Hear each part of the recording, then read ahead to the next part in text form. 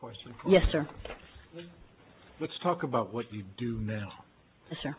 If you arrest someone that has committed a crime, I'm assuming that what happens in your county happens in my county and other major counties in the state, is that ICE is there either the following morning or within 24 hours, but almost immediately to interview everybody in your city and county jail.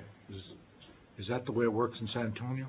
You know, Mr. Oliveira, I won't speak to what happens at the county jail because I work for the city police. We don't have a city jail. So our prisoners are taken to our detention center. Are you aware that ICE agents are I am aware that the county in jails works now? Yes, sir. Mm-hmm. And people who have committed violent crimes and are subject to deportation are put with an immigration hold or tag, and they are detained not only for their criminal offense, but now for a violation of immigration law. Yes, I'm aware that the county handles that. Okay. And that's the custom and practice now in most of the counties in our state, correct? This is true, yes. So this notion that illegal aliens are getting arrested and being routinely released is not accurate in the way it works now in 2011, correct? Correct. Now, in the issue of violence and drug dealing, and I guess you heard my questions earlier, we're not just talking again then about the individual victim who she may not want to come forward to report that she was raped or that she's been a victim of domestic violence because she might get deported. We start talking about this whole circle of crime that right now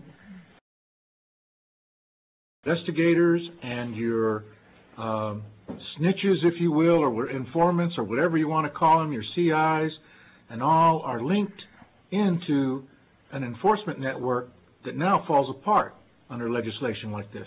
Oh, most definitely. Most definitely. We're going to lose a lot of valuable information for people who are afraid that their own immigration status or that of their family will come into question regardless if they're on the right side of the law, maybe as a witness to a crime or a victim of a crime. So if they're going to report, again, a crack house, a meth lab, gang organization, like they've been doing in the past, that reporting ceases now, and the entire community is at risk, not just the individual who may be here with or without a document. Absolutely, and that's precisely our fear. So San Antonio, which we consider South Texas, even though we're from the border, has those elements of gangs and drugs and others that now you may not be able to deal as effectively with. Definitely. I mean, we have 35 that's coming from the south. Certainly, drug trade goes directly through San Antonio, east to west on Highway 90 and north and south on 35. We're right in the heart of it. We're right in the middle of it. We're affected by the things that happen on the border.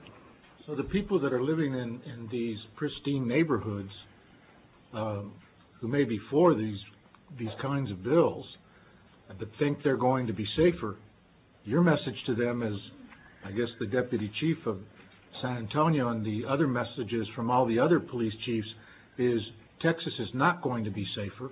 We're not going to make a dent in crime. In fact, crime will escalate. Is that correct? That's what I'm here to say, that the belief of Chief McManus is that crime will escalate because people will stop reporting crime. Mr. Chairman? Yes, go ahead. Ma'am, do you realize there's nothing in this bill that requires them to check the immigration status? It only makes it illegal for the city to prohibit them from. Yes, sir, I absolutely understand that, and that's why my main focus was not on what our authority is, but what the perception of the community is.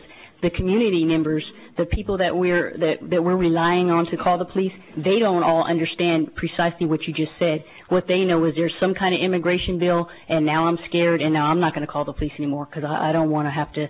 I don't know what the rules are, but I don't want to find out the hard way. I guess what I'm saying is you went to the point about how much it was going to cost to train officers to check immigration status. There's nothing that says you have to train them. If they don't want to ask, they don't have to ask, so you don't have to spend any money to train them to do that. Well, I didn't say That's the point that I was going to.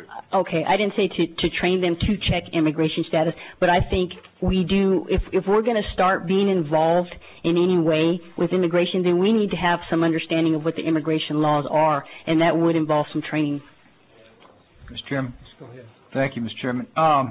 Chief, I know that the Chief McManus has sent you here. I spoke to him on Saturday about this issue, and I do appreciate your presence. I also want to speak to you, though, in your experience, as 23 years as an officer, yes, making your way up the ladder. Now you oversee, according to the if it's correct, more than 400 police officers under your command, including units such as VICE, Repeat Offenders Program, Gang Detail, Narcotics, and Communications Intelligence. Is that correct? Yes, sir. So, Chief, you probably were there. Were you there years 96 through 99? I'm sure you were. With the police department, yes. Mm-hmm. So you remember there was a particular police officer who used to go out of his way to push the system, to usurp his boss's direct authority, to do whatever he could, and then have his wife sue the city of San Antonio. Do you recall that? Very much. Okay.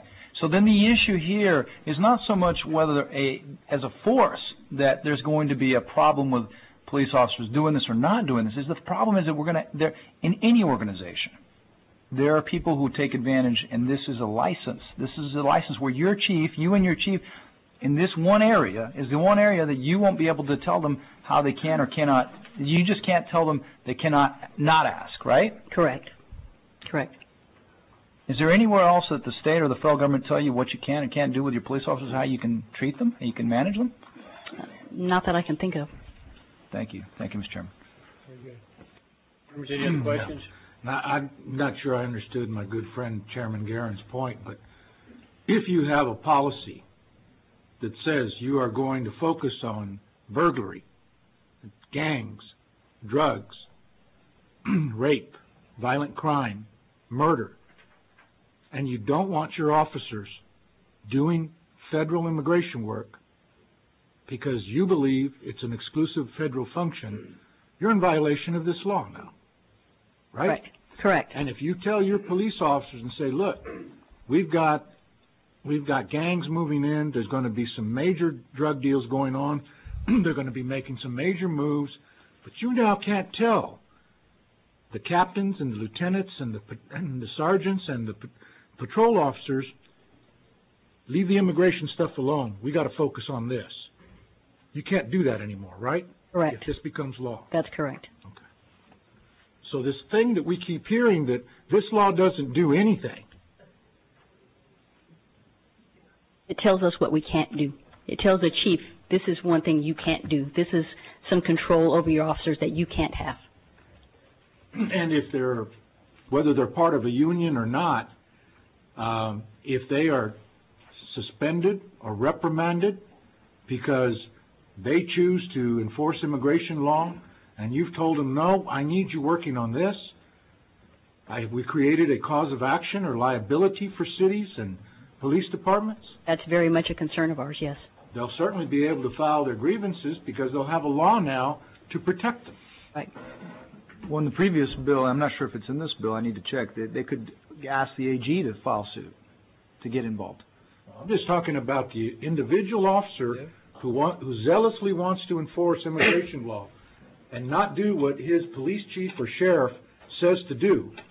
Under this law, he or she cannot be stopped from doing that. And if they make any attempt to stop them, I think we've just now created a cause of action for them being wrongfully disciplined or terminated or whatever action you take. I needed you at that robbery. I needed you at that murder scene. But you sat out there for 6 hours with ICE holding 2 people that got speeding tickets. You're going to be reprimanded, loss of day's pay. Now you got a lawsuit against you because you're protected by this law. Right. I think Chairman Geren has a question too. Yes, sir. I worked for the U.S. Marshal Service for 10 years, so I understand some of your issues here. But when you took your oath, didn't you swear to uphold the laws of the United States and the state of Texas? I did, and I swore also. May I finish my answer? I swore also to protect. Okay, thank you. I swore also to protect my community. I can't do that if they don't trust me to call me. I don't disagree with that. What I'm saying is today you can enforce the laws of the United States. Is that correct? Yes, sir. So you can enforce immigration laws today. Is that correct? I could. Thank you, ma'am. And you can choose not to also. I could. Right. Mr. Chairman. That's a different thing. There's FBI agents, Charlie, that are specialized to do certain things. There are U.S. Marshals that are specialized to do certain things. There are federal agents, you know, in Border Patrol, ICE, and to do special things. But every police officer is not a Border Patrol agent. Historically, this legislature has for years. Renee, I know. I worked with you. I came to Brownsville, and to see that, and the Safe City program, I think, works very well. The Safe Communities program, excuse me. I just want to make the point that today they can do that. Not that they have to do that, but they can do that. They swore to do that. Just like you and I swore to uphold the laws of the state of Texas and the Constitution of the United States. We have a number. Go ahead. We got everybody up down here. Go ahead.